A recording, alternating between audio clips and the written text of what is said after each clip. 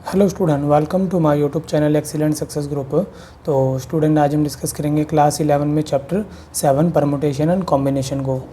तो स्टूडेंट, इस वीडियो के अंदर हम इस चैप्टर का इंट्रोडक्शन पढ़ेंगे। तो देखो, हमारे कुल मिला के इसके अंदर 4 एक्सरसाइज है, 7.1, 7.2, 7.3, 7.4 और मिसलेनियस। इनको इनके टॉपिक के हिसाब से इनको डिवाइड किया गया। जैसे कि 7.1 के अंदर हम फंडामेंटल प्रिंसिपल ऑफ काउंटिंग को पढ़ेंगे, 7.2 के अंदर बेसिक फैक्टोरियल को पढ़ेंगे, 7.3 के अंदर परमुटेशन को, 7.4 को हम कॉम्बिनेशन को पढ़ेंगे और मिसलेनियस में इन सभी टॉपिक के मिक्स क्वेश्चन पढ़ेंगे। तो सबसे पहला जो टॉपिक होगा हमारा वो कौन होगा? Fundamental principle of counting. ठीक है, तो सबसे पहले हम इसके बारे में डिस्कस करेंगे। तो देखो, basically fundamental principles of counting को हम दो पार्ट में डिवाइड करते हैं। पहला आता है फंडामेंटल प्रिंसिपल ऑफ मल्टीप्लिकेशन, दूसरा आता है फंडामेंटल प्रिंसिपल ऑफ एडिशन। देखो, दोनों में फ़र्क क्या है? नाम से पता लग रहा है मल्टीप्लिकेशन यानी कि इसमें मल्टीप्लाई होगा, एडिशन यानी कि इसमें एडिशन होगा। लेकिन कब मल्टीप्लाई होगा, कब एडिशन होगा, ये दोनों में फ़र्क करना हमें आना चाहिए। ये चीज़ हम इस वीडियो में समझेंगे। तो देखो, सबसे पहले बात करते हैं फंडामेंटल प्रिंसिपल ऑफ मल्टीप्लिकेशन की।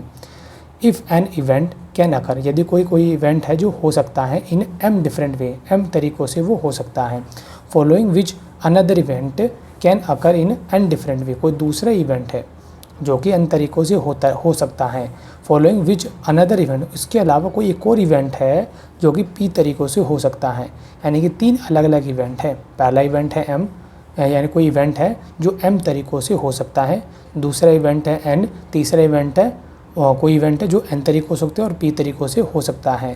Then the total number of way simultaneous happening of all these event in a different definite order in m into n into p, यानी कि इन सभी इवेंट का एक साथ होने का जो ऑर्डर होगा, डेफिनेट ऑर्डर होगा, वो क्या होगा?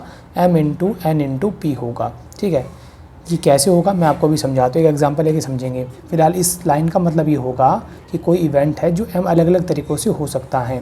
कोई दूसरा इवेंट मान लो b है जो n तरीक़ों से हो सकता है। इवेंट कोई भी काम हो सकता है, कुछ भी। ठीक है, जैसे कि जीन्स पहनना या कंचों के साथ खेलना या ताश खेलना, कुछ भी इवेंट हो सकता है इस तरीके का। ठीक, जो कि n तरीक़ों से हो सकता है, ये p तरीक़ों से हो सकता है। इन तीनों का अगर हमें ऑर्डर चाहिए, यानी तीनों को अगर हम एक साथ करें तो उनके कितने ऑर्डर बनाए जा सकते हैं, तो वो क्या होगा? m इंटू n p होगा। ठीक है, अब इसको हम एक एग्जांपल के थ्रू समझते हैं। तो आपको समझाने के लिए मैंने 2 अलग अलग इवेंट लिए। पहला लिया कि पहला इवेंट हमारा जीन्स पहनना, दूसरा इवेंट है टी शर्ट पहनना। तो जीन्स के लिए हमने जे यूज़ किया, यहाँ पे टी यहाँ पे शो करेगा टी शर्ट को पहनना। तो हमारे पास यहाँ पे कुल मिला के 2 इवेंट मान लिए हमने, इवेंट ए और इवेंट बी। इवेंट ए में हमारे पास 3 जीन्स है, jeans 1, jeans 2, jeans 3। Event B में हमारे पास 3 टी शर्ट है, T shirt 1, T shirt 2, T shirt 3, T shirt 4, sorry 5 T shirt 4 and T shirt 5 है। अब मैं कपड़े पहनूंगा तो पहले जीन्स और फिर टी शर्ट पहनूंगा, जीन्स के ऊपर टी शर्ट ही पहनी जाएगी। ठीक, हम ये मान के चलें कि हमारे पास 2 कपड़े हैं और दोनों में पहनने, और पहनने ज़रूरी भी हैं। ये नहीं है कि हम सिर्फ जीन्स पहन ले तो टी शर्ट नहीं पहनेंगे, टी शर्ट पहन ले तो जीन्स नहीं पहनेंगे, पहनने तो ज़रूरी है। अब डिपेंड ये करता है कि मैं इसको पहनूंगा कैसे। जीन्स 1 के साथ में कौन सी टी शर्ट पहनूंगा, जीन्स 2 के साथ मैं T1 पहनूंगा, T2, T3, T4, T5, या जीन्स 3 के साथ मैं कौन सी टी शर्ट पहनूंगा। तो इनके हम अलग अलग पैटर्न बनाते हैं कि कौन सी जीन्स के साथ मैं कौन सी टी शर्ट पहन सकता हूँ। तो देखो ज़रा, मेरे पास क्या क्या ऑप्शन अवेलेबल है। J1 जीन्स के साथ मैं T1, T2, T3, T4, T5 इतनी तरीके की टी शर्ट पहन सकता हूँ। J2 के साथ मैं T1, T2, T3, T4, T5 पहन सकता हूँ। इसी तरीके से J3 जीन्स के साथ में T1, T2, T3, T4 इतनी टी शर्ट पहन सकता हूँ। ठीक है, तो है तो 2 इवेंट है। अब इनको करने के कितने तरीके थे? 3 तरीके थे।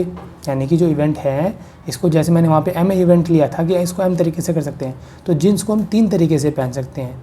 ठीक है, यानी कि 1, 2, 3। इसी तरीके से टी शर्ट को हम कितने तरीके से पहन सकते थे? 5 तरीके से, 1, 2, 3, 4, 5। लेकिन अगर हम दोनों का ऑर्डर चाहिए कि भाई पहननी तो दोनों ही है, तो कितने तरीके से पहन सकते हैं? तो जितने इसमें हम जितने डिफरेंट वेस इसको कर सकते थे और जितने इवेंट बी को डिफरेंट तरीके से कर सकते थे, दोनों को कर देंगे मल्टीप्लाई, तो हमारे टोटल ऑर्डर निकल के आ जाएंगे। जैसे इसमें 3 है, इसमें 5 है, तो 3 गुणा 5, हम 15 तरीके से इन दोनों चीज़ों को पहन सकते हैं। जैसे किस तरीके से? जैसे J1 T1 हो गया, तो यहाँ देखो J1 जीन्स के साथ हम 5 तरीके की टी शर्ट पहन सकते हैं। तो 5 इवेंट तो हमारी हो गए, 5 तरीके। 5 तरीके की होगी, 5 हो गए, टोटल मिला के कितने हो गए 15। ये तो हमने अलग अलग बना के दिखाएं जो पॉसिबल वे थे, लेकिन हमें डायरेक्टली इनको तरीके बताने थे हम इसको कितने तरीके से पहन सकते हैं। तो हम इसको 3 तरीके से पहन सकते थे, इसको 5 तरीके से थे। तो 3 को 5 से गुणा कर हम इस तरीके से टोटल इनको निकाल सकते हैं कि कितने तरीके से पहन सकते हैं। ठीक है, तो देखो जरा मैंने यहाँ पे करके दिखाया।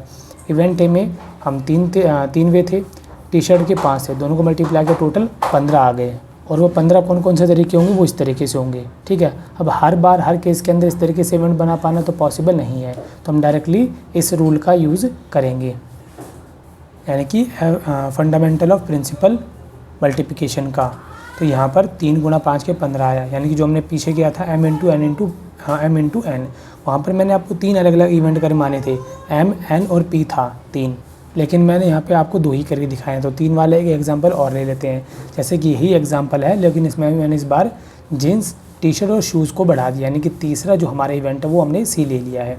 Event A, event B, event C. A में हमने क्या रखा, जीन्स को पहनना, बी में टी शर्ट को पहनना और सी में शूज़ को पहनना। ठीक है, अब ए को, यानी कि इसमें कितनी जीन्स है तो कितने तरीके से पहनेंगे, इसमें 3 जीन्स है तो 3 तरीके से पहनेंगे। टी शर्ट कितनी है, 1 2 3 4 है, और शूज़ कितने हैं, S1 और S2, 2 तरीके के शूज़ हैं। पहले हम जीन्स पहनेंगे, फिर टी शर्ट और फिर उसके बाद शूज़ पहनेंगे। तो यानी कि जीन्स 1 के साथ में हम कौन सी टी शर्ट पहनेंगे, पहले ये डिसाइड करना होगा। फिर जो टी शर्ट पहन ली तो उसके साथ में कौन सा शूज़ पहनेंगे, शूज़ 1 या शूज़ 2 पहनेंगे। ठीक है, इस तरीके से हम इनके ऑर्डर चेक करते हैं कि किस तरीके से ऑर्डर बनाया जा सकते हैं। तो यहाँ मैंने आपको समझाने के लिए इनके अलग अलग ऑर्डर बना रखे हैं, ध्यान से देखना ज़रा। देखो सबसे पहले वाला हमने जीन्स 1 को सिलेक्ट किया, अब 1 के साथ कौन सी टी शर्ट पहनेंगे, 1 2 3 4 5, 1 2 3 4। अब टी शर्ट 1 पहन ली तो उसके साथ कौन सा शूज़ पहनेंगे, S1 या S2, T2 के साथ S1 या S2, या T3 के साथ S1 S2, या T4 के साथ S1 S2। अगर इनके टोटल ऑर्डर चेक करें तो J1 T1 S1, ये एक तरीके का इसका तरीका हो गया पहनने का, टी शर्ट, जीन्स और शूज़ पहनने का। फिर J1 के साथ J1 T1 और S2, फिर अगला J1 T2 S1, J1 T2 S2। इस तरीके से इनकी मैंने अलग अलग ऑर्डर यहाँ पे बनाए हैं। ठीक है, जैसे जीन्स 1 को पहना है इसी तरीके से जीन्स 2, जीन्स 3, इनको अलग अलग तरीके से पहन सकते हैं।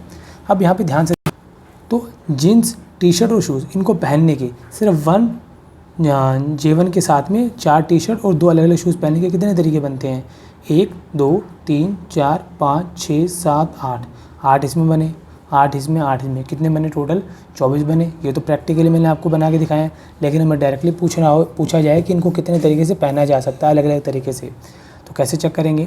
कितने इवेंट हैं, 3 हैं, इसमें कितने हैं 4 हैं, इसमें कितने हैं 2 हैं, 3 गुणा 4 गुणा 2, 4 3 12, 12 दूनी 24। तो इस तरीके से ये हमारा क्या कहलाएगा, fundamental principle of multiplication, m into n into P, यानी कि इसको m तरीके से किया जा सकता था, इसको n तरीके से किया जा सकता था, इसको p तरीके से किया जा सकता था। तो इनको करेंगे हम क्या, मल्टीप्लाई। और ध्यान देना, जब भी हमारे इवेंट जब एक साथ किया जाना हो, ठीक है, तो उसके बीच में क्या यूज़ किया जाएगा, वर्ड एंड किया जाएगा, क्योंकि ए इवेंट होने के बाद में डेफिनेटली बी इवेंट होगा, तो इसलिए हम किस वर्ड का यूज़ करेंगे, एंड का। और एंड होगा वहाँ पर हम क्या करेंगे, मल्टीप्लाई वर्ड का यूज़ करेंगे। क्लियर, यह बात आपको क्लियर होनी चाहिए। यानी जब 2 इवेंट एक साथ होने हो, बीच में अगर एंड की स्टेटमेंट यूज़ हुई हो तो एंड के लिए हम क्या यूज़ करेंगे, मल्टीप्लाई यूज़ करेंगे। तो उम्मीद करता हूँ आपको ये स्टेटमेंट समझ में आ गई होगी। देखो वहाँ पर एक के बाद दूसरा इवेंट होना ज़रूरी है, अगर दोनों इवेंट होंगे तभी जाके हमारा ऑर्डर कंप्लीट होगा। एक यानी कि सिर्फ जीन्स पहन ले या सिर्फ टी शर्ट पहन ले तो हमारा ऑर्डर कंप्लीट नहीं हो पाएगा, जबकि फंडामेंटल प्रिंसिपल ऑफ एडिशन में ऐसा नहीं होगा। इसमें हमारे पास ऑप्शन होगा या तो ये या फिर ये, जैसे कि समझो इसको, इफ़ देयर आर 2 जॉब, 2 अलग अलग तरीके की जॉब है या फिर इवेंट समझ सकते हो आप, such that they can be performed independently, यानी कि वो अपनी अलग अलग तरीके से परफॉर्मेंस को देती हैं। पहली जो देता है वो m तरीके से, दूसरा देता है n तरीके से respectively. Then either of the 2 job can be perform, यानी दोनों को अगर एक साथ किया जाएगा तो m + n तरीके से किया जाएगा। जैसे एग्जांपल लेते हैं इसका, हमारे पास 2 अलग अलग कलर की टाई है, पहली है रेड, दूसरी है ब्लू। रेड कलर को दिया हमने R1 R2 नाम, और ब्लू कलर की टाई को नाम दिया हमने B1 B2 B3 दिया। अब अगर मान लो हमने जीन्स के फॉर्मल कपड़े पहने हैं, पहले ट्राउज़र शर्ट पहनी है, तो उनके ऊपर हम क्या पहनेंगे, या तो टाई रेड कलर की पहनेंगे, ब्लू कलर की पहनेंगे। ऐसा तो है नहीं कि हम 2 टाई एक साथ लगा लेंगे, रेड की भी लगा लेंगे, ब्लू की भी लगा लेंगे। टाई तो कोई एक पहनी जानी है। इसको हम कितने तरीके से पहन सकते हैं, 2 तरीके से, R1 पहनेंगे या R2 पहनेंगे। इसमें हम कितने तरीके से पहन सकते हैं, B1 B2 B3। इसमें कौन सा वर्ड किया जाता है, या तो रेड या फिर ब्लू, यानी कि और वर्ड यूज़ किया जाएगा। जब दो कंडीशन के बीच में और वर्ड यूज़ किया जाए, यानी कि ये ऐसा होना ज़रूरी नहीं है कि एक होगा तो दूसरा होना ज़रूरी है। जब इस तरीके की कंडीशन मिलती हो तो वहाँ पर हमारा कौन सा रूल लगेगा, फंडामेंटल प्रिंसिपल ऑफ एडिशन। ठीक है, तो यहाँ पर event wearing of red event जो है, रेड टाई है वो हमारे इवेंट है, वियरिंग ब्लू टाई को पहनना हमारा इवेंट बी है। तो दोनों को करना हो जब और की कंडीशन लग रही हो, या तो ये या फिर ये, उस सिचुएशन में इनके इवेंट को हम क्या करेंगे, प्लस करेंगे। 2 + 3 टोटल हमारे कितने ऑर्डर हो जाएंगे, 5 हो जाएंगे। हम इसको कितने तरीके से पहन सकते हैं, 5 तरीके से। Total number of way in which tie can be wear, 3 + 2 यानी कि 5 हो जाएगा। क्लियर। अब हम कुछ एग्जांपल लेंगे ताकि इन पार्ट को सॉल्व कर सकें। जैसे मैंने पहले एग्जांपल लिया है कि find a number of 4 letter word with और विदाउट मीनिंग, यानी कि 4 लेटर का कोई वर्ड बनाना है जिसका विद और विदाउट मीनिंग है, मतलब कोई मतलब बने या ना बने। Which can be formed out the letter of the word rose where the repetition of letter is not allowed, मतलब बने या ना बने, और वो वर्ड कौन सा होगा, रोज़ होगा। और कोई भी लेटर क्या नहीं होना चाहिए, रिपीट नहीं होना चाहिए, यानी कि आपने अगर एक बार आर वर्ड यूज़ कर लिया तो दोबारा आर उस लेटर में यूज़ नहीं होना चाहिए। ठीक है, the repetition of the letter is not allowed. अब देखो हमारे पास कुल मिला के 4 प्लेस है भरने के लिए, फर्स्ट सेकंड थर्ड फोर्थ, और लेटर भी कितने हमारे पास 4 है। ध्यान देना, हमें जो भी वर्ड बनाना है जैसे कि ROSE या EOSR या SORE, इस तरीके से हम इसको आगे पीछे कर करके टोटल कितने वर्ड बना सकते हैं वो हमें बताना है। अब इनको अगर आप ध्यान से देखो, R इस लाइन में एक बार आ गया दोबारा नहीं आया, O एक बार आया, ऐसे एक बार आया, E एक बार आया, और टोटल कितने हुए लेटर 4। इसमें भी ऐसे ही है, EOSR SORE। ठीक है, इस तरीके से कंटिन्यू चलता जाएगा। तो ऐसे हम कितने वर्ड बना सकते हैं। तो बनाने का तरीका देखो, जो पहला प्लेस है हम इसे मान लेते हैं इवेंट A, इसको मान लेते हैं इवेंट B, इसको मान लेते हैं इवेंट C, इसको मान लेते हैं इवेंट D। अब लेटर हमारा 4 लेटर का वर्ड जो हमारा 4 लेटर का बनेगा। ठीक है, अब एक अगर मैं भर देता हूँ तो बाकियों का भी होना ज़रूरी है, ये नहीं है कि एक भरती है बाकियों को भरना ज़रूरी नहीं है। एक के बाद जस्ट कंटिन्यू दूसरा होगा, कंटिन्यू तीसरा होगा, कंटिन्यू चौथा होगा। तो इनके लिए हम क्या यूज़ करेंगे, एंड, यानी कि ये होगा इसके कंटिन्यू ये होगा। और जब मैंने बताया एंड का साइन आए तो हम क्या यूज़ करना होता है, मल्टीप्लाई का साइन करना होता है। करने का तरीका ध्यान से देखना, जैसे कि मैंने यहाँ पे लिया पहला प्लेस और यहाँ पे नंबर ऑफ़ लेटर, पहला प्लेस है। अब इसके अंदर पता नहीं R आएगा, O आएगा, S आएगा या E आएगा, 4 में से कोई एक लेटर भर सकता हूँ, और कौन सा भरूँगा वो तो मालूम नहीं है। तो मेरे पास ऑप्शन कितने अवेलेबल है, आपको देखना है ऑप्शन, किसी प्लेस को भरने के लिए आपके पास कितने ऑप्शन अवेलेबल हैं। जितने ऑप्शन होंगे आप उसको उतने तरीके से भर सकते हो। 4 ऑप्शन अवेलेबल है तो मैं पहले प्लेस को 4 तरीके से भर सकता हूँ। अब 4 में से कोई एक लेटर तो इसमें आ चुका, बचे कितने, 3। तो इस सेकंड लेटर को भरने के लिए आपके पास कितने ऑप्शन बचे हैं, 3। तो यहाँ पे आ जाएगा 3। आपको 3 कौन से होंगे, क्या पता वो ROS हो, क्या पता वो OSE हो, क्या पता वो RSE हो, कौन से होंगे मालूम नहीं है। तो यानी कि मेरे पास ऑप्शन कितने अवेलेबल हैं, 3 है। तीसरे इसको भरने के लिए 2 लेटर तो भरे जा चुके हैं, बाकी 2 और भरने हैं। अब इसको भरने के लिए सिर्फ मेरे 2 ही लेटर बचे हुए हैं, तो 2 में से कोई एक होगा। तो अगर मान लो 2 में से कोई एक ऑप्शन कितने अवेलेबल है, 2, तो यहाँ पे आ जाएगा 2। चौथे ऑप्शन को भरने के लिए सिर्फ मेरे पास एक ही लेटर बचेगा, तो यहाँ पे आ जाएगा 1। ठीक है, तो मैं 4 अलग अलग तरीके के लेटर का यूज़ करके कितने वर्ड बना सकते हैं यहाँ पे, total number of way in which event A and B and C and D can be done. अगर वो एक साथ किए जाएंगे तो कितने लेटर बनाए जा सकते हैं। तो इसको कितने तरीके से भरा जा सकता था, 4 × 3 × 2 × 1, यानी कुल मिला के 24 वर्ड बनाए जा सकते हैं।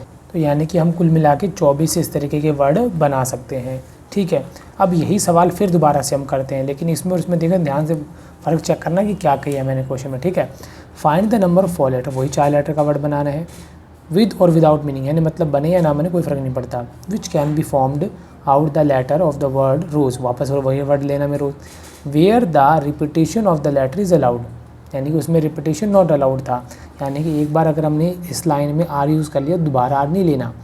एक बार वो आगे दोबारा नहीं आएगा, एक ही बार इस लाइन में आएगा, R भी एक बार, O भी एक बार, S भी एक बार और E भी एक बार। हाँ, अगले वर्ड को बनाते समय उसमें तो आप R या S O E यूज़ कर सकते हो। ठीक है, लेकिन वो भी एक बार ही, रिपीट नहीं होगा। इसमें आप रिपीटेशन अलाउड कर सकते हो, जैसे आपने इसमें ROSE लिया, OSRE लिया, आप RR को 3 बार ले सकते हो, 4 बार भी ले सकते हो, 5 बार भी ले सकते हो, जितनी 5 बार नहीं, हमें तो लेटर 4 वर्ड का बनाना है, 4 बार ऐसे ले सकते हो, यानी कि इसमें रिपीटेशन अलाउड है। अब इसको किस तरीके से किया जाएगा ये समझना में। ठीक है। तो इसका कंसेप्ट समझना ध्यान से किस तरीके से अप्लाई होगा। हमें वर्ड जो बनाना है वो 4 लेटर के बनाना है, तो हमारे पास कितने प्लेस है 1 2 3 4 है, ठीक है। अब हम फर्स्ट लेटर को मान लेते हैं event A, event B, event C, event D. अब करने तो हमें चारों के चारों एक साथ ही है। अगर हम ये तो है नहीं कि एक भर के बाकी 3 को छोड़ देंगे या पहले 3 को भर के बाकी को छोड़ देंगे। जब तक 4 की हमारी सीरीज़ पूरी नहीं होगी हमारा इवेंट कंप्लीट नहीं होगा। एक वर्ड 4 लेटर का नहीं बन सकता, ठीक है। तो इनको जोड़ने के लिए मैंने क्या यूज़ करेंगे, कनेक्ट यूज़ करेंगे एंड, क्योंकि सारे इवेंट एक साथ होने हैं। अब पहले प्लेस को मैं कितने तरीके से भर सकता हूँ, आपको ये चेक करना है कि आपके पास कितने ऑप्शन अवेलेबल हैं इस प्लेस को भरने के लिए। अब ये प्लेस भरना चाहता हूँ मैं, मेरे पास है ROS है, और ध्यान देना अब मैं यहाँ पर कोई भी लेटर R को सभी में R भी भर सकता हूँ, सभी में S भी भर सकता हूँ, सभी में 2 बार R 2 बार S भी ले सकता हूँ, यानी कि रिपीटिशन अलाउड है। तो ऑप्शन नंबर 1 को चेक करते हैं। इसको मैं, मेरे पास 4 ऑप्शन है भरने के लिए, क्योंकि 4 ही लेटर तो 4 ऑप्शन अवेलेबल होंगे। इसको मैं 4 तरीके से भर सकता हूँ सेकंड को। अब ये नहीं है कि जो इसमें यूज़ होगा उसमें दोबारा यूज़ नहीं हो सकता, इसमें भी दोबारा यूज़ हो सकता है वो लेटर, तो इसको भी मैं पूरे 4 तरीके से भर सकता हूँ, क्योंकि मेरे पास 4 ऑप्शन अवेलेबल है। फिर तीसरे पार्ट को देखो, इसको मैं कितने तरीके से भर सकता हूँ 4 से, क्योंकि ये नहीं है इसमें कि एक बार जो वर्ड यूज़ होगा इसमें दोबारा यूज़ नहीं कर सकते, इसमें भी दोबारा यूज़ हो सकता है। इसी तरीके से चौथे पार्ट को भरने के लिए मेरे पास कितने ऑप्शन अवेलेबल है, 4 ऑप्शन अवेलेबल हैं। तो इसको भी हम कितने तरीके से भरेंगे, 4 तरीके से। अब event A B C D जो मैंने बोला एंड का वर्ड यूज़ हो तो क्या आएगा, मल्टीप्लाई आएगा, 4 गुना 4 गुना 4 गुना 4। ये हमें क्या बताएगा, total number of 4 letter when repetition is allowed. हम 4 लेटर के वर्ड कितने बना सकते हैं अगर रिपीटिशन अलाउड हो तो। इन सभी को गुणा कर देंगे, 4 गुना 4 गुना 4 गुना 4, कुल मिला के 256 वर्ड बनाए जा सकते हैं। यही फ़र्क है with repetition and without repetition में। जब विदाउट रिपीटिशन था सिर्फ 24 वर्ड बनाए जा सकते थे, लेकिन अब कितने बनाए जा सकते हैं, 256 बनाए जा सकते हैं। अब एक और एग्जांपल लेते हैं इसको समझने के लिए। देखो, find the number of the different signal that can be generated. हम अलग अलग तरीके के कितने सिग्नल बना सकते हैं बाई अरेंजिंग एटलीस्ट 2 फ्लैग। हमें कम से कम 2 झंडे तो लेने ही लेने हैं इन ऑर्डर, यानी कि किसी ऑर्डर में लेते हैं, 1 बिलो एंड अदर, यानी कि एक के नीचे एक झंडा में लेना है, और कम से कम 2 झंडे तो लेने ही हैं। ऑन वर्टिकल स्टाफ, यानी कि इस तरह का वर्टिकल स्टाफ है, इसके ऊपर पहला झंडा ले लिया और इसी के नीचे हमें दूसरा झंडा लेना है। कम से कम 2 झंडे तो लेने ही लेने हैं। 2 से ज़्यादा कितने ले सकते हैं आप चेक करते हैं।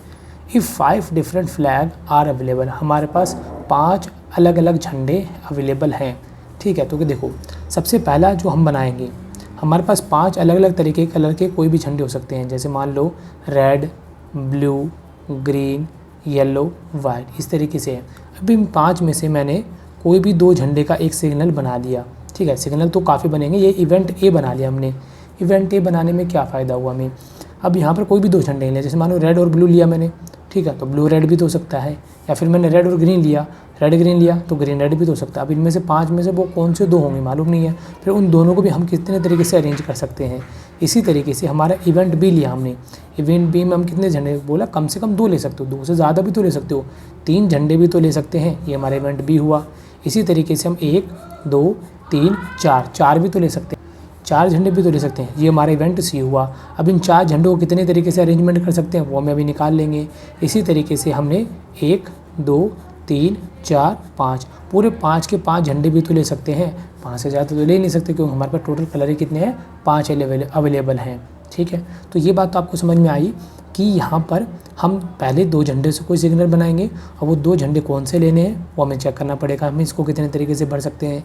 इसी तरीके से 3 कलर लेंगे, 4 कलर और 5 कलर से लेंगे। तो मैंने यहाँ पे लिख दिया है, देखो, या तो 2 फ्लैग का कोई सिग्नल बनेगा, या 3 का, या 4 का, या 5 का, लेकिन वो कलर 2 कौन से होंगे मालूम नहीं है, ये हमें चेक करना होगा, ठीक है। अब देखो, अगर हम सिग्नल बनाते हैं तो पहला वाला जो झंडा चूज़ करूँगा इन 5 में से कोई एक होगा, कौन सा होगा, रेड होगा, ब्लू होगा, ग्रीन होगा, येलो होगा, वाइट होगा, मालूम नहीं है।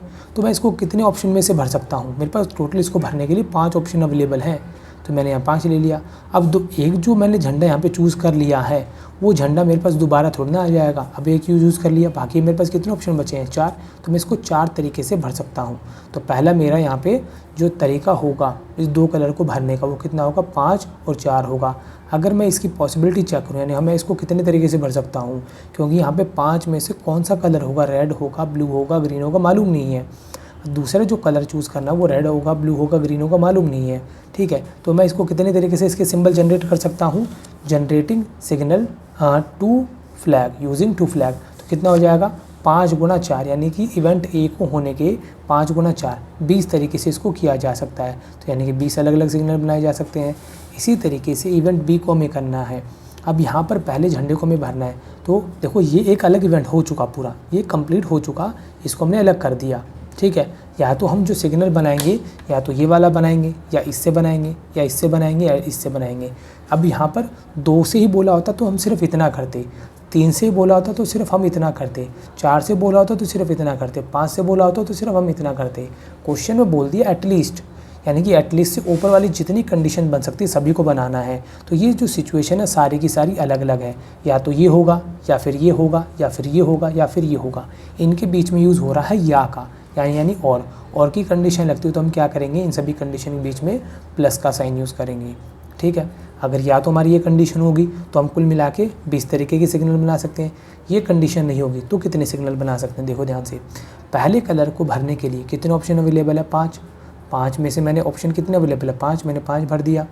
फिर एक कलर तो इसमें से भरा जा चुका, मान लो रेड भरा जा चुका। अब कितने दूसरे कलर को भरने के लिए कितने ऑप्शन अवेलेबल है, 4 ऑप्शन अवेलेबल है, तो मैंने यहाँ 4 लिखा।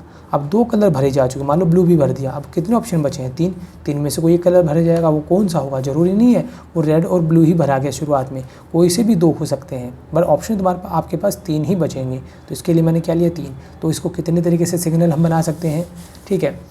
जनरेटिंग सिग्नल यूजिंग 3 फ्लैग, 5 गुना 4 गुना 3, क्योंकि यहाँ पर इस कलर को चूज़ करने के बाद डेफिनेटली हम अगले वाले को चूज़ करेंगे और इसके बाद डेफिनेटली हम तीसरे वाले को भी चूज़ करेंगे, क्योंकि 3 फ्लैग का हमें कोई सिग्नल तैयार करना होगा। तो 5 गुना 4 गुना 3 गुना किया तो कितने तरीके से हम इसके सिग्नल बना सकते हैं, टोटल मिला के 60 सिग्नल बना सकते हैं।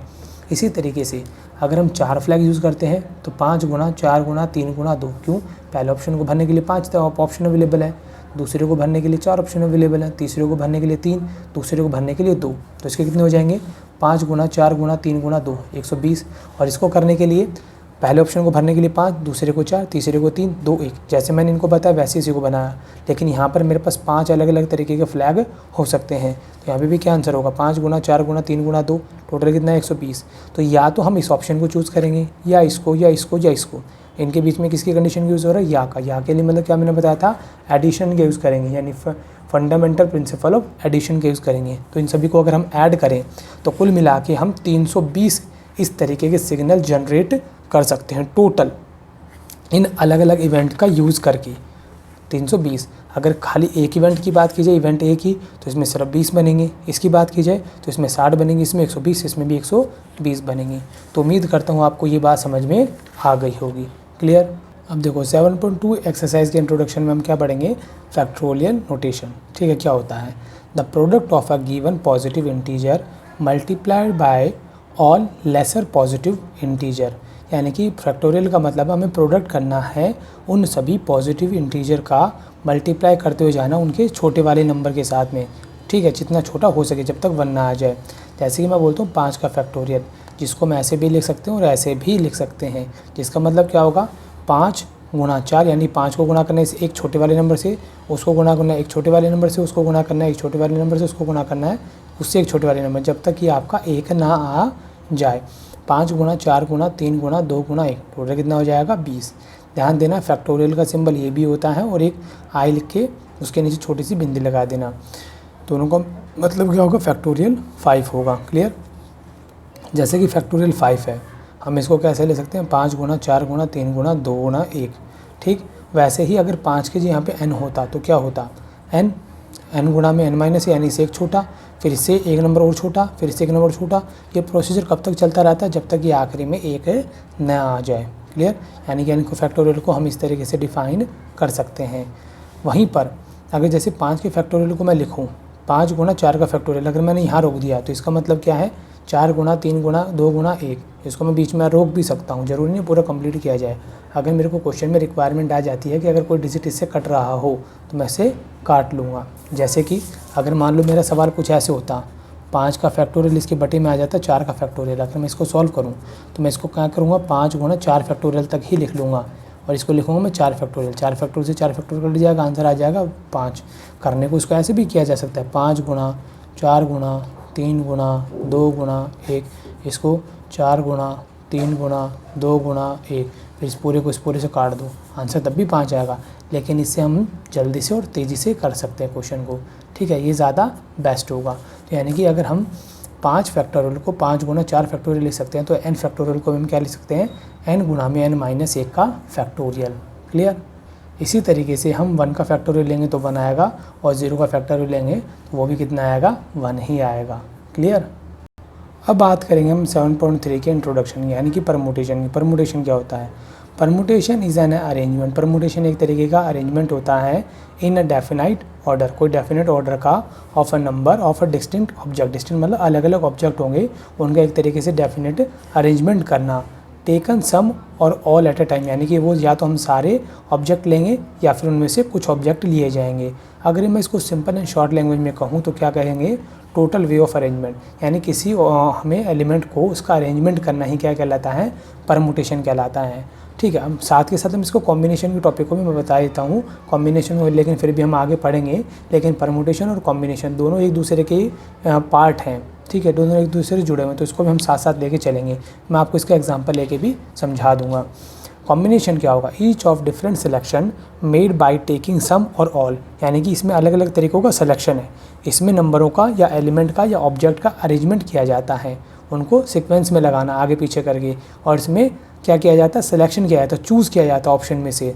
मेड बाय टेकिंग सम, या तो कुछ लिए जाएंगे या सभी के सभी ऑब्जेक्ट लिए जाएंगे। Irrespective their arrangement is called, यानी कि उनके एक तरीके से उनका अरेंजमेंट जैसे मर्जी हो, उसमें से ऑप्शन को चूज़ करना ही क्या कहलाता है, हमारा कॉम्बिनेशन कहलाता है। सिंपल एंड शॉर्ट लैंग्वेज में कहूँ तो क्या होगा, total way of selecting things क्या कहलाएगा, कॉम्बिनेशन कहलाएगा। अब दोनों चीज़ों को हम एक ही एग्जाम्पल से समझेंगे। जैसे देखो, मैंने आपके लिए एग्जाम्पल बनाया यहाँ पे एक, कि how many 2 letter code can be formed using ABCD। मैंने आपको 4 ऑप्शन दिए, ABCD बोला, इसमें से कोई 2 लेटर चूज़ करके आपको क्या बनाना है, कोड बनाना है। Letter of English alphabet, no letter can be repeated, कोई भी लेटर रिपीट नहीं होना चाहिए। तो जैसे कि यहाँ पर देखो, आपके पास कौन से लेटर हैं, ABCD हैं, चूज़ कितने करने हैं, 2 लेटर चूज़ करने हैं। तो मैंने इसमें से कोई भी 2 चूज़ करा, क्या पता AB करा, क्या पता AC करा, क्या पता AD करा, या BC करा, या CD करा, कोई भी चूज़ कर सकते हैं। तो सबसे पहले हम पहला ऑप्शन चूज़ करते हैं A और B का। अब AB को मैंने चूज़ कर लिया, चूज़ करने के बाद हम इसको कितने तरीके से अरेंज कर सकते हैं। हमारा जो पासवर्ड बनेगा या कोड बनेगा वो क्या बनेगा, या तो AB होगा या हमारा वो BA होगा। ठीक है, अभी तो मैंने सिर्फ 2 ही लेटर चूज़ कर सकते हैं, 2 से ज़्यादा नहीं कर सकते हैं। AB अगर चूज़ करा होगा तो उसका अरेंजमेंट कैसे हुआ होगा, या तो AB हुआ होगा या BA हुआ होगा। ठीक है, इसी तरीके से अगर मैंने AC चूज़ किया तो क्या बना होगा, या तो AC बनेगा उसका अरेंजमेंट, या CA बनेगा। अगर मैंने उसमें से AD चूज़ किया, ठीक है, तो उसमें ऑप्शन इसका अरेंजमेंट कैसे होगा, या तो AD बनेगा या DA बनेगा। BC चूज़ करूँगा तो BC बनेगा या CD बनेगा। अगर मैंने BD चूज़ किया होगा, ध्यान देना, जो इसमें पहले अरेंजमेंट आ चुका है आप उसको दोबारा नहीं ले सकते। जैसे मैंने पहले AB लिया, ठीक है, ABCA बना, फिर AC, फिर AD, फिर आया मेरा BD। जो आया ये मत देखना कि इसमें AC चूज़ किया तो आप CA चूज़ कर लोगे, नहीं, क्योंकि आपका जो एलिमेंट है, ऑब्जेक्ट, वो ऑलरेडी आ चुका है। तो BD लेंगे, तो BD यहाँ पे कौन हुआ, BD बनेगा या मेरा DB बनेगा। अगर मैंने CD चूज़ किया है तो CD बनेगा या फिर DC बनेगा। तो यहाँ पर मैंने 4 लेटर में से कोई भी 2 लेटर चूज़ किए हैं। तो चूज़ करने के मेरे पास कितने तरीके हैं, या तो AB या AC या AD या BD या CD या BC। 1 2 3 4 5 6, कुल मिला के मैं 6 तरीके से इसको सेलेक्ट कर सकता हूँ। तो जो इसका सेलेक्ट करने का तरीका होता है वही क्या कहलाता है, कॉम्बिनेशन कहलाता है।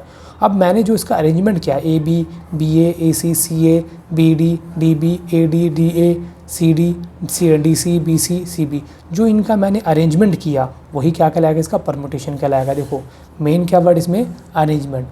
जो भी लेटर होंगे व अक्षर होंगे या काउंटिंग होंगे, उनको अरेंजमेंट करना परम्यूटेशन होगा, उनको चूज़ करना, सिलेक्ट करना क्या कहलाएगा, कॉम्बिनेशन कहलाएगा। ठीक है, तो यहाँ पर देखो मैंने आपको समझाने के लिए बहुत ही अच्छे तरीके से लिखा है कि टोटल 6 वे सिलेक्शन, हम इसको 6 तरीके से सिलेक्ट कर सकते हैं। यही क्या है, कॉम्बिनेशन, जिसको दूसरी भाषा में कहें तो क्या कहेंगे, सिलेक्शन कहेंगे हम। ठीक, जैसे कि कौन कौन से थे, AB था हमारा पहला ऑप्शन, दूसरा AC AD BC BD या CD। उनको हमने अरेंज किया, AB को AB BA AC को ACCA AD DA BCCB, BD, DB, AC, CD, DC, इनको हमने कुल मिला के 12 तरीके से अरेंज किया और यही अरेंजमेंट क्या कहलाएगा मेरा, परमुटेशन कहलाएगा। यही परमुटेशन और कॉम्बिनेशन में फ़र्क है। पहले हम क्या करेंगे, कॉम्बिनेशन के बाद कौन होता है, परमुटेशन, क्योंकि पहले ऑप्शन को चूज़ किया जाता है, सिलेक्ट किया जाता है, सिलेक्ट करने के बाद उसका अरेंजमेंट होता है। तो अरेंजमेंट को क्या कहेंगे, परमुटेशन, और ऑप्शन को सिलेक्ट करने को क्या कहेंगे, कॉम्बिनेशन। ठीक है। और इसी चीज़ को हम फंडामेंटल प्रिंसिपल ऑफ मल्टीप्लिकेशन से भी कर सकते हैं। कैसे कर सकते हैं, जैसे कि हमें 2 लेटर का कोई कोड बनाना है, तो मेरे पास कुल मिला के 2 प्लेस है, पहला प्लेस है और दूसरा प्लेस है, और भरने दोनों ही हैं, तो यानी कि एंड की कंडीशन होगी जब दोनों एक साथ भरने। तो ये देखो, पहले ऑप्शन को भरने के लिए मेरे पास कितने ऑप्शन अवेलेबल हैं, इन 4 में से तो पहले कोई लेटर चूज़ करूँगा तो मेरे पास 4 ऑप्शन अवेलेबल है, तो इसमें 4 आएगा। अब एक प्लेस भरा जा चुका है, कोई एक लेटर इसमें चूज़ किया जा चुका है, तो बाकी कितने बचेंगे, 3 बचेंगे। 3 में से कोई एक चूज़ करूँगा तो मैंने यहाँ 3 लिया, तो यानी कि मेरे 2 लेटर के कितने कोड बनाए जा सकते हैं, 4 गुणा 3, यानी कि कुल मिला के 12। ये भी 12 है और ये भी 12 है। तो इससे कंक्लूजन निकल के आता है कि अगर हमारा कोई सवाल जो परमुटेशन से सॉल्व हो सकता है, वही सवाल हमारा फंडामेंटल प्रिंसिपल ऑफ मल्टीप्लिकेशन से भी सॉल्व हो सकता है। जितने भी परमुटेशन वाले क्वेश्चन होंगे, क्योंकि परमुटेशन में हमें क्या देता है, एक तरीके से अरेंजमेंट देता है, और फंडामेंटल प्रिंसिपल ऑफ मल्टीप्लिकेशन में हमें क्या देता है, एक तरीके से अरेंजमेंट देता है। दोनों ही केस हमें उन लेटर का अरेंजमेंट करके देते हैं। तो हम यहाँ से क्या बात कह सकते हैं कि जो हमारा FPM है, यानी कि फंडामेंटल प्रिंसिपल्स ऑफ मल्टीप्लिकेशन है, वही हमारा क्या कहलाएगा, टोटल नंबर ऑफ परमुटेशन कहलाएगा। परमुटेशन एक दूसरे के क्या होंगे, इक्वल होंगे, क्योंकि परमुटेशन भी हमें क्या देता है, अरेंजमेंट देता है, और फंडामेंटल प्रिंसिपल ऑफ मल्टीप्लिकेशन में हमें क्या देता है, अरेंजमेंट देता है। तो हम जो क्वेश्चन FPM से कर सकते हैं, वही क्वेश्चन हम परमुटेशन से भी कर सकते हैं, क्योंकि परमुटेशन क्या हमारा अरेंजमेंट है। ठीक, इसको और आसान भाषा में लिखने के लिए मैंने यहाँ पे लिख दिया है कि पहले थिंग्स या ऑब्जेक्ट का सिलेक्शन करना, यानी कॉम्बिनेशन निकालना है, किसी ऑब्जेक्ट को चूज़ करना, सिलेक्ट करना, फिर उनका अरेंजमेंट करना, यानी कि परमुटेशन निकालना है। ठीक है, अब इससे ज़्यादा और आसान भाषा में इसको नहीं लिखा जा सकता। देखो आगे, द नंबर ऑफ परमुटेशन, यानी कि अरेंजमेंट क्या कहलाएगा, ऑफ n डिफरेंट ऑब्जेक्ट, कोई भी हमारे n डिफरेंट ऑब्जेक्ट है, taken r at a time, उनमें से कोई r को चूज़ करना, जो r होगा वो या तो n के बराबर होगा, या वो 0 के बराबर होगा, या उससे छोटा होगा, या 0 से ज़्यादा हो सकता है। ठीक है, जैसे हमारी 4 ऑब्जेक्ट हैं, उन 4 में से या तो क्या हम चारों भी चूज़ कर सकते हैं। ठीक है, 4 ऑब्जेक्ट होगा, वो हमारा n कहलाएगा, उन 4 में से चारों चूज़ कर लेंगे तो r भी हमारा क्या हो जाएगा, n के बराबर हो जाएगा। या फिर हम 3 भी चूज़ कर सकते हैं, 2 भी चूज़ कर सकते हैं, 1 भी, या फिर 0 भी हो सकते हैं। तो यानी कि r हमारा 0 के बराबर या n के बराबर, या उनसे 0 से ज़्यादा या n से छोटा भी हो सकता है। ठीक है, डू नॉट रिपीट, जहाँ पर वो कोई भी ऑब्जेक्ट रिपीट नहीं करेगा। इसको फॉर्मूले वाइज हम लिखेंगे तो कैसे लिखेंगे, NPR, P रिप्रेजेंट करेगा परमुटेशन को, N रिप्रेजेंट करेगा नंबर ऑफ ऑब्जेक्ट को, और R रिप्रेजेंट करेगा उसमें से जो हमने सेलेक्ट किए हैं। ठीक है, यानी कि NPR का फॉर्मूला होगा n का फैक्टोरियल अपॉन में n माइनस r का फैक्टोरियल। r के मैंने बताई थी, n के बराबर या n से छोटा, या 0 के बराबर या 0 से बड़ा होगा। इसको हम एग्जाम्पल के थ्रू समझते हैं ताकि हमें और इसी और आसानी तरीके से समझ में आ सके। ठीक है, यहाँ दे रखा हमें क्वेश्चन में कि how many three letter code can be form using the ABCDE letter of English alphabet in no letter can be repeated. हमें ABCDE में से कोई भी 3 लेटर को चूज़ करना है। ठीक, और कोई भी अल्फ़ाबेट हमारा क्या नहीं होना चाहिए, रिपीट नहीं होना चाहिए। तो यहाँ पर n हमारा कितना होगा, 5 होगा, और लेटर कितने चूज़ करने हैं, 3 करने हैं, यानी कि 5 में से 3 चूज़ करने हैं। तो यहाँ पे 5 आ जाएगा और यहाँ पे 3 आ जाएगा। क्लियर, इस तरीके से सॉल्व करेंगे। और कोई लेटर रिपीट नहीं होना चाहिए। अब देखो 3 लेटर जो चूज़ करने हैं वो कोई से भी हो सकते हैं। ठीक है, तो पहले हम इसको परमुटेशन से करते हैं। क्या पता वो लेटर मेरे ABC हो, या BAC हो, या ECB हो, कोई भी 3 हो सकते हैं। ठीक है, अब उनको पहले हमें लेटर को सिलेक्ट करना होगा, फिर उनको क्या करना होगा, अरेंजमेंट करना होगा। तो परमुटेशन से अगर सॉल्व करते हैं तो क्या लिखेंगे, 5P3, 5 का फैक्टोरियल, 5 माइनस 3 का फैक्टोरियल, तो 5 का फैक्टोरियल, 2 का फैक्टोरियल। कैसे लिखेंगे 5 फैक्टोरियल को, 5 गुना 4 गुना 3 गुना 2 का फैक्टोरियल। 2 पे मैंने रुक दिया क्योंकि नीचे 2 है, मैंने आपको पहले बताया था। 2 से 2 कैंसिल करने के लिए हमारी कैलकुलेशन छोटी और आसान हो जाएगी। गुना किया, 5 हो गया 20, 20 दिए 60 हो गया। यही मैंने आपको पहले ही बताया था, जो फंडामेंटल प्रिंसिपल ऑफ मल्टीप्लिकेशन है वही हमारा कौन है, परमुटेशन है। तो इसको हम परमुटेशन से भी कर सकते हैं, FPM से भी कर सकते हैं। जैसे कि हमें 5 में से कोई 3 लेटर चूज़ करने हैं। ठीक है, अब चूज़ करने के लिए इन 5 में से सबसे पहला ऑप्शन भरूंगा मैं, 5 में से पहले ऑप्शन को भरने के लिए 5 ऑप्शन अवेलेबल है हमारे पास, तो यहाँ पे मैंने लिख दिया 5, यानी कि हमें ऑप्शन को काउंट करना है कितने ऑप्शन अवेलेबल हैं हमारे पास। ठीक, अब दूसरे ऑप्शन को भरूंगा मैं तो कोई तो एक लेटर तो चूज़ किया जा चुका, अब कितने ऑप्शन बचेंगे, 4 बचेंगे।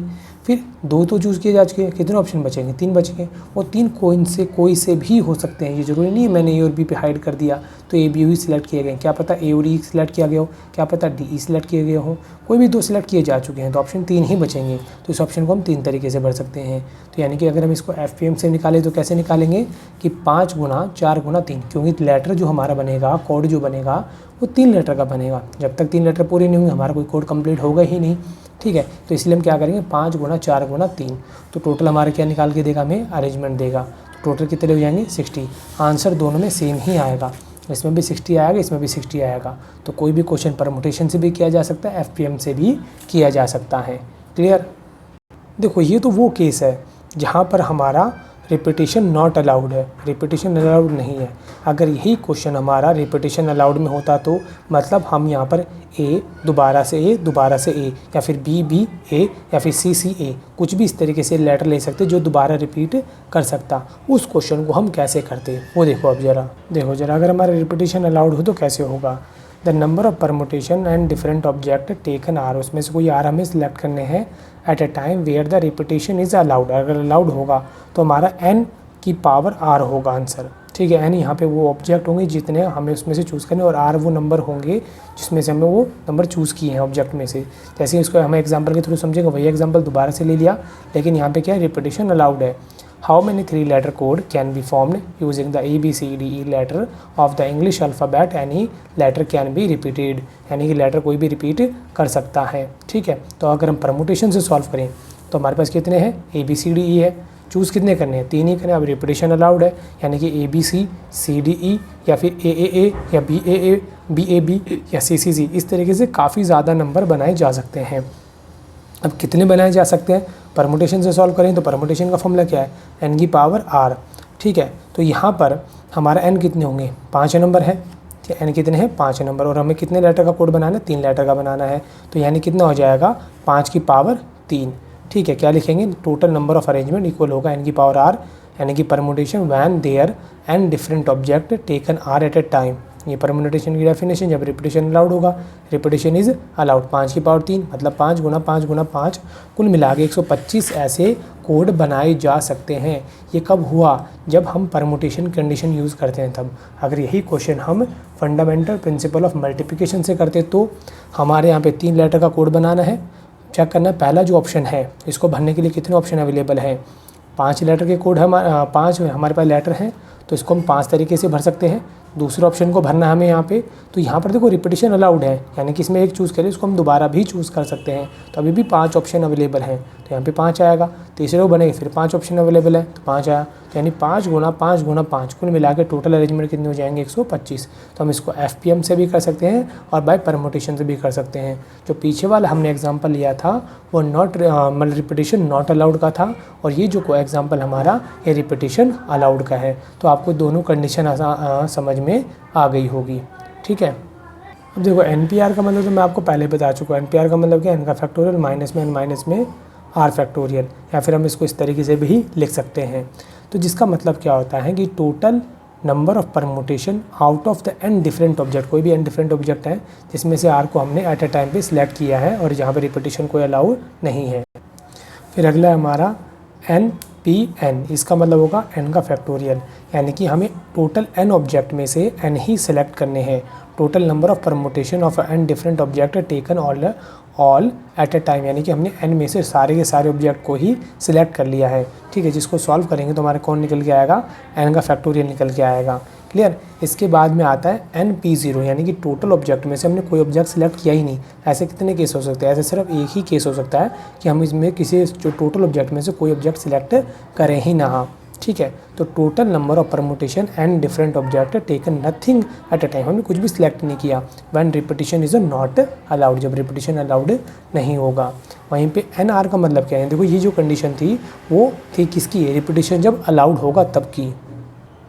Total number of permutation of n different object taken r at a time when repetition allowed, ये मैंने आपको एग्जांपल में फॉर्मूला करके दिखाया था।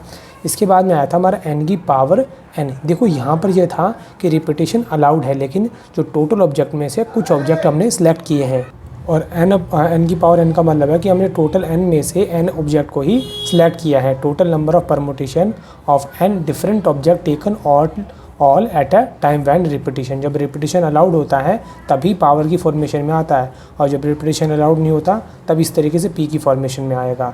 ठीक है, यहाँ पे सब में जितने टोटल ऑब्जेक्ट हैं उनमें सभी के सभी को सिलेक्ट कर लेना, यहाँ पे टोटल में से कुछ को सिलेक्ट कर लेना। n की पावर 0 मतलब जितने भी आपके पास ऑब्जेक्ट होंगे उनमें से हमने कुछ भी सिलेक्ट नहीं किया। Total number of permutation of n different object taken nothing at a time repetition allowed. जब रिपीटिशन अलाउड हुआ होगा और हमने उनमें से कुछ भी सिलेक्ट नहीं किया, तो ऐसे कितने केस हो सकते हैं? ऐसे सिर्फ एक ही केस हो सकता है। तो n की पावर 0 किसके बराबर आ जाएगी?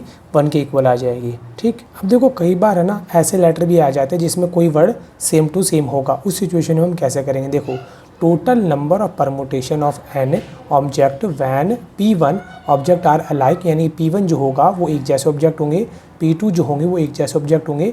तब हमें क्या करना होगा? तब हमें क्या करना होगा कि n का फैक्टोरियल अपॉन में P1 का फैक्टोरियल P2 का P3 का, यानी जितने भी सेम टू सेम वाले जो वर्ड हो लेटर रहे होंगे उनको हम उसमें डिवाइड कर देंगे। और ये n फैक्टोरियल का मतलब क्या है कि हमने सभी में से सभी लेटर को चूज़ करना है, सभी में से सभी को चूज़ करना है। अगर सभी में से कुछ को चूज़ करना होता तब हम उस हिसाब से परमुटेशन लगा के चूज़ करेंगे। कब? जब रिपीटिशन अलाउड नहीं होगा। लेकिन यहाँ पे सभी में सभी को चूज़ करना है जिनमें कुछ लेटर हमारे सेम भी रहे होंगे। Out of an object taken all a time, ये वो कंडीशन है जब सभी में से सभी लेटर को हमें चूज़ करना होगा। ठीक है, और जिसमें P1 और P2 P3 कोई भी अलाइक लेटर हो सकते हैं जो कि एक जैसे रहे होंगे। जैसे मैं आपको एग्जांपल के थ्रू समझाता हूँ। Find the number of permutation of later on the word Allahabad. अब इस इलाहाबाद वर्ड को ढंग से देखें, ध्यान से देखें हम, तो इसमें देखो ए एक बार आया, 2 बार आया, 3 बार आया, 4 बार आया, कुल मिला के हमारा ए 4 बार आया। टोटल ऑब्जेक्ट कितने हैं? 9 है, जिसमें से P1 क्या होगा? 4A होगा, यानी ए हमारा 4 बार रिपीट हुआ, तो यानी 4 ऑब्जेक्ट आर अलाइक होंगे। P2 क्या होगा? 2L होगा, क्योंकि इसमें L देखो 2 बार रिपीट हुआ है तो 2 ऑब्जेक्ट अलाइक होंगे। वहीं पर 3 ऑब्जेक्ट हमारे कौन होंगे? डिफरेंट होंगे, यानी कि 3 ऑब्जेक्ट हमारे अलग अलग हैं, जैसे कि H हो गया, B हो गया, D हो गया। ठीक है, तो कुल मिला के कितने ऑब्जेक्ट हुए? 4 और 2 6, 6 3 9 ऑब्जेक्ट हुए।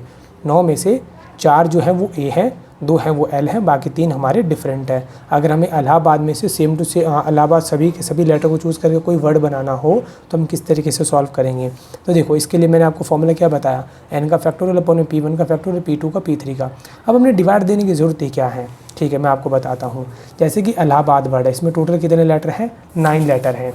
ठीक है, 9 देखो, 1 2 3 4 5 6 7 8 9। ठीक है, इलाहाबाद दे रखा है। अब इसमें जो 2 L है, कितने हैं? 2 L है। अगर मैं ये जो L दे रखे थे, इस वाले को अगर मैं इसकी जगह रख दूँ, इस वाले को अगर मैं इसकी जगह रख दूँ, तो यहाँ पर जो मेरा नया वर्ड बनेगा क्या वो पहले की तरह ही सेम होगा या कुछ नया वर्ड बन जाएगा? ठीक है, इलाहाबाद बना। अब ये तो मेरा जो पहले था अभी भी वही है, इसमें तो कोई चेंज आया ही नहीं।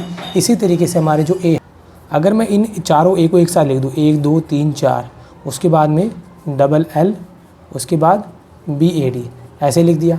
अब ये 4 के 4 ए हैं, इसको मैं इसकी जगह लिख दूँ, इसको मैं इसकी जगह लिख दूँ, इसको मैं इसकी जगह लिख दूँ, और ए को मैं इसकी जगह लिख दूँ। इन चारों ए को अगर मैं आगे पीछे कर दूँ तो कोई नया लेटर, कोई नया वर्ड बनेगा? ये तो सेम वही बनेगा। इसी तरीके से मैं इसको इसकी जगह कर दूँ, इसको इसकी जगह कर दूँ, इसको इसकी जगह कर दूँ, और ये वाला मैं इसकी जगह कर दूँ, और L को यहाँ कर दूँ। यानी इन चारों ए को आगे पीछे कर देने से कोई नया लेटर मेरा कोई नया वर्ड बनेगा ही नहीं। ठीक है, इसी वजह से जो वर्ड हमारे एक जैसे होते हैं इन सभी को हम अलग अलग ना मानते हुए एक ही लेटर मान लेते हैं। इसीलिए हम क्या कर देंगे, इसमें जो चारों लेटर एक जैसे होते हैं उनका डिवाइड कर देते हैं, ताकि हम उसको 4 अलग अलग केस ना समझ के एक ही केस लेके चले। इसी तरीके से हमारे L वाला भी यही सीन होगा, इसको यहाँ कर दे, इसको यहाँ कर देने से कोई नया लेटर बनेगा ही नहीं। इसीलिए इसका भी हम क्या कर देंगे? डिवाइड कर देंगे 2 के फैक्टोरियल का। जो भी लेटर हमारे रिपीट हुए होंगे, ठीक है, क्योंकि 4 लेटर हैं हमारे ए है, तो इनको भी हम 4 तरीके से भर सकते हैं। ठीक है, ये हमारे कितने प्लेस को भरेंगे? 4 प्लेस को भरेंगे। अब 4 अलग अलग प्लेस को भरेंगे तो जिनको आगे पीछे कर देने से हमारा कोई नया वर्ड बनेगा ही नहीं। इसी वजह से हम इन 4 का डिवाइड कर देंगे। इसीलिए से तुम्हारा जो 2L है, ठीक है, इसको भी हम 2 तरीके से भर सकते हैं, एक यहाँ एक यहाँ। दो तरीके से भर सकते हैं। तो ये भी कोई नया वर्ड नहीं बनाएंगे, इसलिए हम 2 का भी डिवाइड कर देंगे। जब हम इसको सॉल्व करेंगे 9 का फैक्टोरियल अपॉन में 4 का फैक्टोरियल 2 का फैक्टोरियल, तो 9 को हम क्या लिखेंगे 9 गुना 8 गुना 7 गुना 6 गुना 5 गुना 4, 4 पे रोक लेंगे। 4 को क्या लिखेंगे 4 का फैक्टोरियल 2 का फैक्टोरियल 2 गुना 1, 4 से 4 कैंसिल आउट हो गया। सॉल्व करा 9 8 72, इसको काटा 7 21, 21 5 105, दोनों गुना के 7560। इस तरीके से हम इसको सॉल्व करेंगे। ये कब करना है, जब हमारे कुछ लेटर सेम रिपीट हुए होंगे तब। और ये वो केस है जब हमने टोटल में से सारे के सारे लेटर को हमने चूज़ किया होगा। ठीक है, अब 7.4 में आता है हमारा कॉम्बिनेशन। देखो मैं कॉम्बिनेशन को आपको पहले भी बता चुका हूँ, फिर दोबारा से बता देता हूँ। ये हमारे एक तरीके का क्या होता है, सिलेक्शन होता है। Each of different selection made by taking some और all of a number of object irrespective of their arrangement is called combination. यानी कि जो भी हमारे ऑब्जेक्ट है उन ऑब्जेक्ट में से हमें कुछ को या सभी को सिलेक्ट करना ही हमारा क्या कहलाता है, कॉम्बिनेशन कहलाता है। ठीक, सिंपल सी लैंग्वेज में total number of way of selecting thing, यानी कि थिंग्स को हमें सिलेक्ट करना ही क्या होगा, हमारा कॉम्बिनेशन होगा। जैसे मैंने आपको पहले भी एग्जांपल दिया था कि हमारे पास कोई लेटर हैं ABCDEF है, इनमें से हमें कोई भी 3 सिलेक्ट करने हैं। जैसे मैंने सेलेक्ट किया ABC या फिर ACD या फिर AEF या फिर ACB। अब देखो ध्यान से, अगर मैं ABC सिलेक्ट कर लेता हूँ, अगर मैं इनमें से ABC सिलेक्ट करूँ या ACB सिलेक्ट करूँ, तो इन दोनों का मतलब एक ही है, क्योंकि यहाँ पे जो ऑब्जेक्ट देखो ABC सेम ही है। हाँ, इनको हम सेम कॉम्बिनेशन कहेंगे, लेकिन अगर इनका अरेंजमेंट अलग अलग है, A आगे है, B पीछे है, C पीछे है, C उसके पीछे है, यहाँ पर A है फिर C उसके बाद है, B उसके बाद है, अरेंजमेंट इनका अलग अलग है, तो हम इनको डिफरेंट परमुटेशन कहेंगे, लेकिन कॉम्बिनेशन क्या होगा, सेम होगा, क्योंकि इनकी जो ऑब्जेक्ट वो क्या है, सेम है। यही फ़र्क है परमुटेशन में और कॉम्बिनेशन में। परमुटेशन हम उसके डिफरेंट और अरेंजमेंट को दिखाता है, जबकि कॉम्बिनेशन क्या करता है, बस जो हमने ऑब्जेक्ट चूज़ किया है उसके सिलेक्शन को दिखाता है कि हमने कौन कौन से लेटर सेलेक्ट किए हैं। यहाँ पर ABC सिलेक्ट किया है, यहाँ पे ACD को सिलेक्ट किया है। तो अगर हमें लेटर को सिलेक्ट करना हो तो कॉम्बिनेशन का यूज़ किया जाता है, और जब हमें उनका अरेंजमेंट करना हो तो परमुटेशन का यूज़ किया जाता है। ठीक है, तो देखो ABC और ACB दोनों में लेटर सेम है तो सेम कॉम्बिनेशन है, बट इनका अरेंजमेंट अलग अलग है तो ये डिफरेंट परमुटेशन कहलाएगा। ठीक है, अब इसको सॉल्व करने का तरीका क्या है, total number of way to select r thing from the n different thing. N में से आर को सिलेक्ट करना, फॉर्मूला होगा इसका NCR, यानी कि n का फैक्टोरियल n-r का फैक्टोरियल और r का फैक्टोरियल होगा, जहाँ पे r हमारा देखो n में से हम या तो सभी ऑब्जेक्ट को चूज़ कर सकते हैं या उनमें से कुछ को चूज़ कर सकते हैं या कोई भी चूज़ ना करें, यानी कि 0। तो r हमारा 0 के बराबर भी हो सकता है, 0 से बड़ा भी हो सकता है, या n के बराबर या n से छोटा भी हो सकता है। अब इसको हम एग्जाम्पल के थ्रू समझिए तो कैसे लिखेंगे, जैसे मैंने लिखा select 3 letter out of 6 letter, 6 में से कोई 3 सिलेक्ट करने हैं, और तीनों के 3 लेटर क्या जो सिलेक्ट करना क्या कहलाएगा, वो कॉम्बिनेशन कहलाएगा। मैंने अरेंजमेंट नहीं पूछा गया, हमें सिलेक्ट करने का तरीका पूछा गया है। तो इसके लिए हम क्या लिखेंगे, 6 में से 3 सिलेक्ट करने हैं, फॉर्मूला क्या है बताता मैं, n का फैक्टोरियल यानी 6 का फैक्टोरियल, n-r यानी 6 - 3, और फिर r का फैक्टोरियल, r कितना हमारा 3 का फैक्टोरियल, 6 का 6 आया, 6 में से 3 का 3 का फैक्टोरियल, 3 का फैक्टोरियल। चाहो तो उसको आप अपने आप भी सॉल्व कर सकते हो। ठीक, ये हमारा सारा कॉम्बिनेशन का प्रोसीजरों को सॉल्व करने का तरीका। अब इसकी कुछ आइडेंटिटी है, क्या है, total number of way to select r object from n object different object. ये तो हम कॉम्बिनेशन का फॉर्मूला पढ़ा ही है कि n में से किसी r ऑब्जेक्ट को सिलेक्ट करना क्या कहलाएगा, हमारा कॉम्बिनेशन कहलाएगा, यानी n का फैक्टोरियल n-r का फैक्टोरियल r का फैक्टोरियल, जहाँ पे r हमारा क्या होगा, लेस देन और इक्वल टू n होगा, बट मोर देन या इक्वल टू 0 होगा। ठीक है, अगर मैं बोलता हूँ कि NCN यानी कि सभी ऑब्जेक्ट में से सभी ऑब्जेक्ट को ही सिलेक्ट कर लिया, सॉल्व करते तो 1 आएगा। कैसे, जैसे n का फैक्टोरियल n-n करेंगे तो 0 का फैक्टोरियल जो कि 1 होता है, और नीचे r का फैक्टोरियल यानी कि n का फैक्टोरियल होगा, ऐसे कट जाएगा, वापस आंसर कितना आ जाएगा, 1 आ जाएगा। Total number of way to select n object from n different object, total में से अगर हम सभी को सिलेक्ट कर लेंगे तो उसके लिए हम क्या यूज़ करेंगे, NCN का यूज़ करेंगे। वहीं पे NC0 = 1 होगा। अगर हम किसी में जितने भी ऑब्जेक्ट है कुछ भी सिलेक्ट नहीं करते तो उसकी कंडीशन क्या होती है, 1 होती है। तो इसमें यानी कुछ भी सिलेक्ट ना करने का कितना तरीका होगा, सिर्फ एक ही तरीका होगा, total way of selecting 0 object from the n different object. अब हमारे थ्योरम 5 हमें दे रखी थी कि NPR इक्वल होता है NCR इंटू में r का फैक्टोरियल के, जहाँ पे r हमारे क्या होगा, n के बराबर या n से छोटा या 0 के बराबर या 0 से बड़ा होगा। ठीक है, तो इसको अगर हम सॉल्व करें, ये हमारी लेफ्ट हैंड साइड है, सॉल्व किया तो इसका फॉर्मूला क्या होता है, n का फैक्टोरियल अपॉन में n-r का फैक्टोरियल, NCR इंटू में r का फैक्टोरियल, NCR का मतलब क्या है, n का फैक्टोरियल, n माइनस आर का फैक्टोरियल और r का फैक्टोरियल। इनटू में कौन r का फैक्टोरियल से कट जाएगा। तो देखो हमारी लेफ्ट हैंड साइड और राइट हैंड साइड दोनों क्या आ गई है, बराबर आ गई है। ये हमारी थ्योरम कौन सी थी, 5 थी। अब यही एक पार्ट हमारा ये भी है कि NCR इक्वल होता है NC n माइनस में r होगा। ये भी क्या होता है, एक दूसरे के इक्वल होते हैं। चेक कर लेते हैं। जैसे कि लेफ्ट हैंड साइड को सॉल्व किया तो कितना हुआ, n का फैक्टोरियल, n माइनस आर का फैक्टोरियल और r का फैक्टोरियल। इसको सॉल्व किया, n का फैक्टोरियल, n माइनस में r जो नीचे वाला पार्ट होता है, इस पूरे को माइनस करेंगे, अब ब्रैकेट n माइनस में r, फिर ब्रैकेट लगा दिया मैंने, ठीक है। इसके पीछे कौन हमारा फैक्टोरियल, फिर n माइनस आर का फैक्टोरियल, n का फैक्टोरियल आया, n से n कट गया, r का फैक्टोरियल n माइनस आर। तो ये वाला पार्ट और ये वाला पार्ट दोनों पार्ट हमारे कौन आ रहे हैं, लेफ्ट हैंड साइड और राइट हैंड साइड एक दूसरे के बराबर आ रही है। अब यहाँ पर कुछ इसकी कंडीशन है जिसको हम डायरेक्टली अगर क्वेश्चन आते हैं तो यूज़ करें तो हमारा क्वेश्चन की कैलकुलेशन काफ़ी ज़्यादा आसान हो जाती है, ठीक है, जिसको मैंने अगले पेज पे नोट किया हुआ है। तो आप इनको डायरेक्टली लर्न कर लो तो जिससे आपको क्वेश्चन तेज़ी से कर पाओगे एग्जाम में। देखो अगर हमें n का फैक्टोरियल आ जाए तो हम डायरेक्टली क्या ले सकते हैं, 1 × 3 1 × 2 × 3 × 4 × और ये कहाँ तक चलता रहेगा, n-2 n-1 से लेके n तक ये नंबर हमारा चलता रहेगा, जिसको हम ऐसे भी लिख सकते हैं n-1। अगर हम इसके आगे नहीं जाते हैं तो इसके आगे कौन लग जाएगा, फैक्टोरियल लग जाएगा। या फिर अगर हम इसे आगे लेके जाना तो कैसे लिखेंगे, n-1 n-2 n-3, और अगर इसके आगे नहीं लेके जाना तो इसके आगे क्या लगा देंगे, हम फैक्टोरियल लगा देंगे। अगली कंडीशन है, अगर 0 का फैक्टोरियल हो तो 1 के बराबर होगा। और अगर हमें NC1 दे दे, अगर इसको हम सॉल्व करेंगे तो डायरेक्टली आंसर n ही आएगा। चाहो तो इनको प्रैक्टिकली आप ट्राई भी करके देख सकते हो, ठीक है। जैसे कि देखो मैं आपको करके दिखाता हूँ, n का फैक्टोरियल के नीचे क्या लिखेंगे, n-1, और यहाँ पे क्या लिखेंगे, 1 का फैक्टोरियल। देखो इसके आगे लगेगा फैक्टोरियल, ठीक है। तो n फैक्टोरियल हम क्या ले सकते हैं, n-1 का फैक्टोरियल और यहाँ पे n-1 का फैक्टोरियल। इससे कट जाएगा तो आंसर हमारा कितना आएगा, n ही आएगा, ठीक है। इसी तरीके से आप बाकी पार्ट को भी सॉल्व करके देख सकते हो। या फिर n में से एनी ऑब्जेक्ट को सिलेक्ट करना, ये भी 1 के बराबर होगा। या n में से किसी को भी सिलेक्ट नहीं करना, ये भी हमारे किसके बराबर होगा, 1 के बराबर ही होगा। इसी तरीके से अगर NC2 की कंडीशन आती हो, ठीक है, तो हमारा आंसर क्या होगा, n ब्रैकेट n-1/2 होगा। डायरेक्टली आप इस कंडीशन को यूज़ कर सकते हो। जैसे कि 5 में से अगर आपको कोई 2 ऑब्जेक्ट को सिलेक्ट करना हो तो n की जगह क्या लिखोगे, 5, और n-1 यानी कि 5 में से क्या कितना आएगा, 4/2, 5 और 20/2, कितना आंसर आएगा, 10 आएगा। या तो आप इस तरीके से सॉल्व कर लो, या फिर अगर आप उसको प्रॉपरली फॉर्मूले वाइज खोलोगे तो कितना आएगा, 5 का फैक्टोरियल, 5 में से 2 माइनस किया, 3 का फैक्टोरियल, फिर 2 का फैक्टोरियल। 5 को सॉल्व करोगे, 5 गुणा 4 गुणा 3 फैक्टोरियल, और यहाँ पे 3 का फैक्टोरियल, 2 का फैक्टोरियल क्या होगा, 2 गुणा में 1, इससे कैंसिल हो जाएगा, 2 दूनी 4, 5 दूनी 10, आंसर हमारा वही आएगा। तो आप डायरेक्टली इस कंडीशन का यूज़ भी कर सकते हो।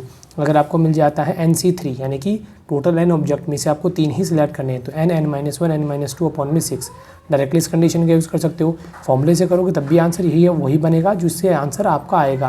यानी कि अगर मान लो आपको 5 में से 3 ऑब्जेक्ट सेलेक्ट करने हैं, या फिर आपको 10 में से 3 सेलेक्ट करने हैं, क्वेश्चन अगर बड़ा हो तो यहाँ पर n की जगह कितना आ जाएगा, 5, यहाँ पर हो जाएगा 5 - 1 यानी कि 4, यहाँ पर 5 - 2 यानी कि 3 हो जाएगा। नीचे कितना लेना है आपको, 6। डायरेक्टली सोल्व करो, 5 को 20, 20 दिए 60, 60 में 6 का भाग देंगे, आंसर कितना आएगा, 10 आएगा। फॉर्मूला वाइज करना चाहते हो तो 5 का फैक्टोरियल, 5 में से 3 गया, कितना आया, 2 का फैक्टोरियल और 3 का फैक्टोरियल हो जाएगा। 5 को क्या लिखेंगे, 5 गुणा 4 गुणा 3 का फैक्टोरियल, और नीचे 2 गुणा 1 और 3 का फैक्टोरियल, कट गया, 2 दूनी 4, 5 दूनी कितना आएगा, 10 आएगा। तब भी आंसर हमारा कितना आएगा, 10 आएगा, ठीक है। NC4 मिले तो डायरेक्टली आप इस कंडीशन को यूज़ कर सकते हो, चाहो तो फॉर्मूले से भी कर सकते हो। या फिर अगर आपको कोई कंडीशन होती है NCR, या मैंने अभी पीछे आपको थ्योरम में भी करके दिखाया था, NCR इक्वल होगा NC_n-r, ठीक है। आपको एग्जांपल के थ्रू इसको समझने जाते हो तो NC8 या फिर NC2 दोनों को सॉल्व करोगे तो आपका आंसर 45 ही आएगा। चाहो तो आप इनको ट्राई करके भी देख सकते हो, ठीक है। NCR + NCR-1 ये दोनों कंडीशन इक्वल होगी n+1 के इक्वल होगी। वहीं पर अगर हमारा NCX, ये कुछ डायरेक्टली आइडेंटिटी है, आप इनको अगर ट्राई करो तो डायरेक्टली आप क्वेश्चन में कर सकते हो, ठीक है। आप प्रूफ करना चाहो तो भी कर सकते हो। हम डायरेक्टली हमारा जो कॉम्बिनेशन का फॉर्मूला है वो फॉर्मूला लगा के इन दोनों साइड को आप सॉल्व कर सकते हो। ये लेफ्ट हैंड साइड है और ये राइट हैंड साइड है, सॉल्व करने पे दोनों का आंसर सेम आएगा। अगर NCX है और ये इक्वल है NCY के, तो इस कंडीशन में जो हमारा X और Y होगा, इन दोनों का सम किसके बराबर होगा, N के इक्वल होगा। जैसे हमारी ये वाली कंडीशन देखो ज़रा, ठीक है, कि अगर हमारा यहाँ पर 10 है, यहाँ पे भी 10 है, नीचे कौन है, 8 और 2 है। अगर 8 और 2 दोनों का सम n के बराबर है, 10 के बराबर है, ठीक है, तो हमारा x और y भी क्या होगा, बराबर होगा। यानी कि या तो दोनों का सम हमारा 10 के बराबर होगा या फिर x और y दोनों बराबर होंगे। इन दोनों में से कोई एक कंडीशन इस पर अप्लाई रही होगी, ठीक है। और यहाँ पर NPR इक्वल होता है NCR, तो मैंने अभी आपको पीछे भी प्रूफ करके भी देखा है। तो ये कुछ बेसिक रूल है, अगर आप इनको चैप्टर के अंदर डायरेक्टली यूज़ करते हो तो आपके क्वेश्चन की लेंथ काफ़ी ज़्यादा छोटी हो जाएगी, सॉल्व करने में आपको काफ़ी ज़्यादा हेल्प मिलेगी। और इसी के साथ ही हमारा चैप्टर परमुटेशन एंड कॉम्बिनेशन यहाँ पे कंप्लीट होता है। उम्मीद करता हूँ स्टूडेंट आपको ये जितना मैंने समझाने की कोशिश की समझ में आ गया होगा। अगर आपको वीडियो पसंद आए तो वीडियो को लाइक करें, शेयर करें, कमेंट करें और इस चैनल को सब्सक्राइब जरूर कर लें।